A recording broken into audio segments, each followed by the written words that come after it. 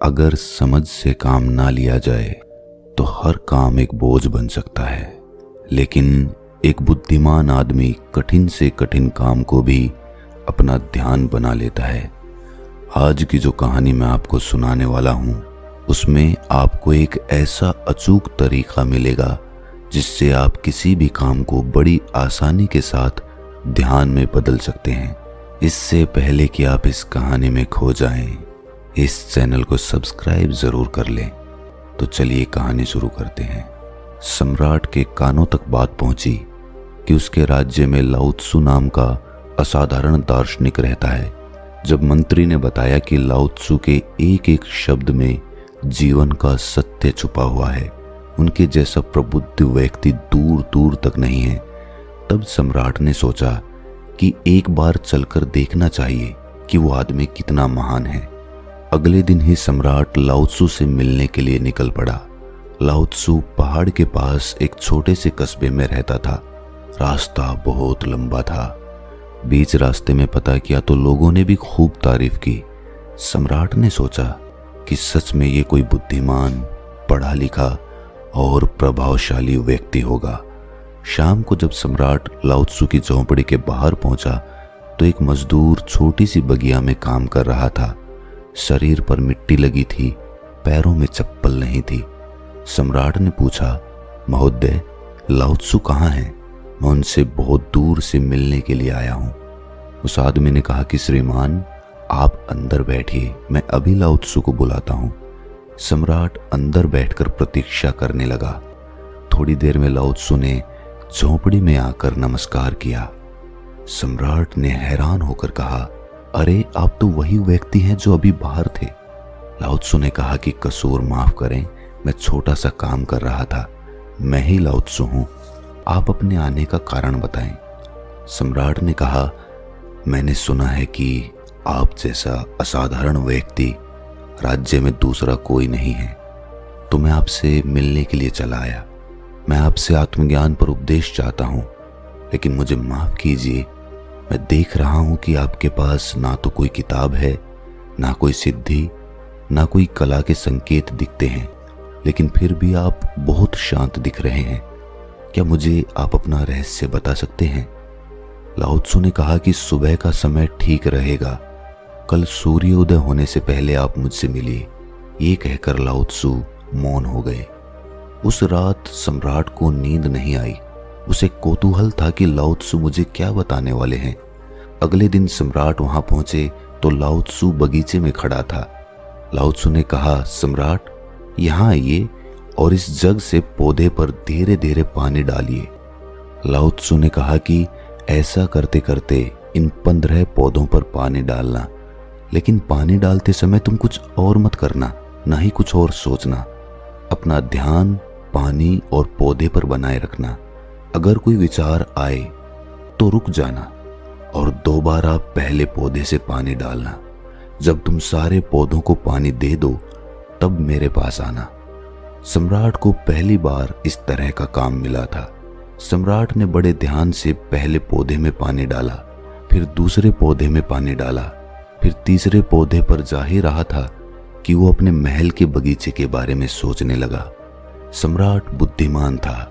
उसे पता था कि लाओ त्सु उसकी परीक्षा ले रहे हैं। अगर वो चालाकी करेगा तो पकड़ा जाएगा। इसीलिए सम्राट दोबारा पहले पौधे पर पानी डालने गया। इस बार वो दूसरे पौधे तक ही पहुंचा था कि पानी डालते डालते वो नदी के बारे में सोचने लगा। सम्राट परेशान होकर दोबारा पहले पौधे के पास पहुंचा। सम्राट जितनी कोशिश करता उतना व्याकुल हो जाता और खुद को किसी न किसी विचार में फंसा हुआ पाता। आखिर शाम हो गई, लेकिन सम्राट आखिरी पौधे तक पहुंच नहीं सका। जब सम्राट थक कर बैठ गया तब लाओ त्सु ने कहा, सम्राट, मैं तुम्हारी ईमानदारी से बहुत खुश हूं, इसीलिए सुनो। जब मन विचारों से खाली होता है तब उसमें मन का असली स्वरूप यानी साइलेंट अवेयरनेस प्रकट होती है। तब हर साधारण काम भी तुम्हें असीम ज्ञान और शांति दे सकता है। राजा ने कहा, लेकिन ये संभव कैसे है जब हम काम करते हैं तो हमें कई विचार परेशान करते हैं।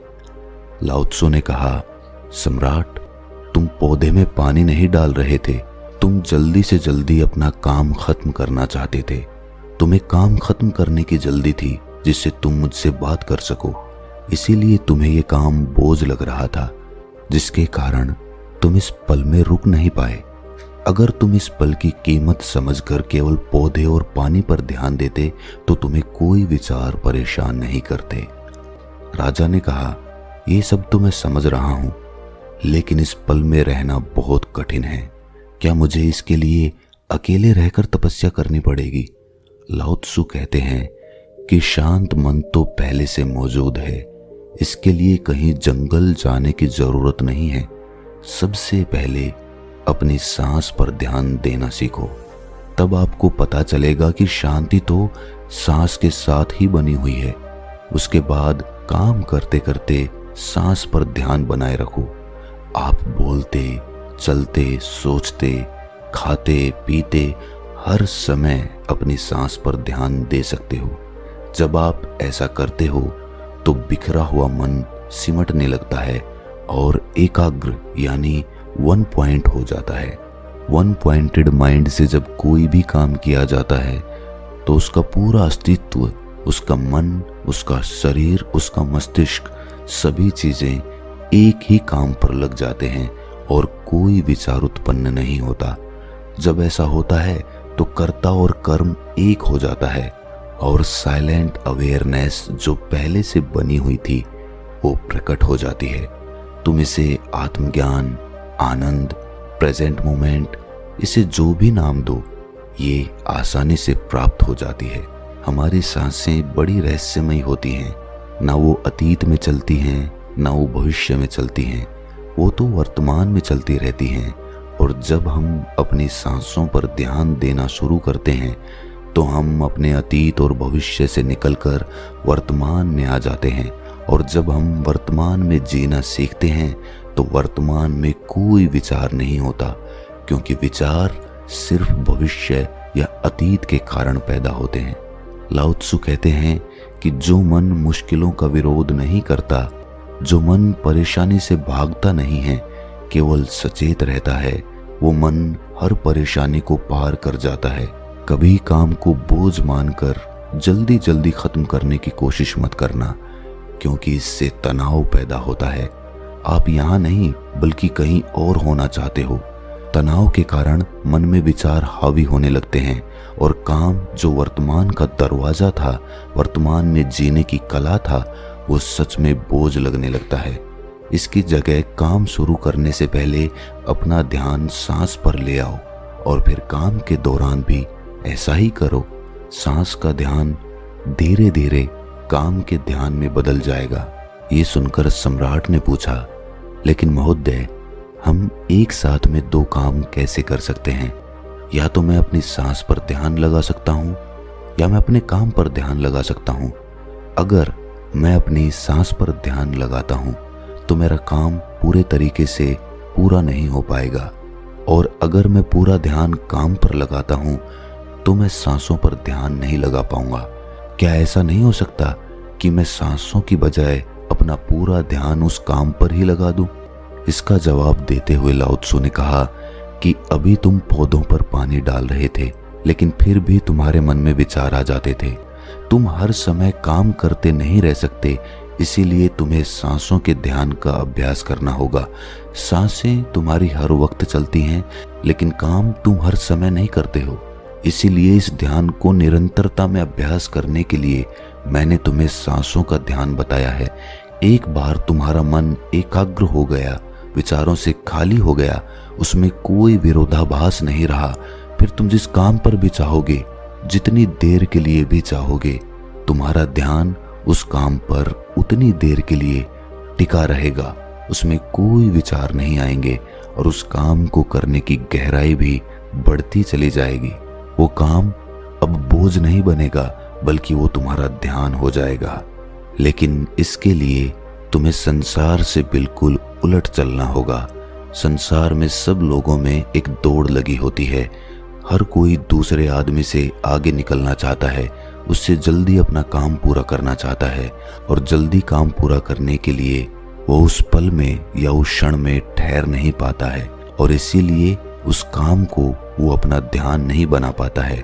तुम हर पल में ठहरना सीखो, रुक जाओ, थम जाओ, धीरे धीरे सचेतावस्था के साथ, पूरे होश के साथ अपनी सांसों पर ध्यान लगाते हुए किसी काम को करते जाओ और धीरे धीरे तुम पाओगे कि तुम्हारा मन विचारों से खाली हो चुका है।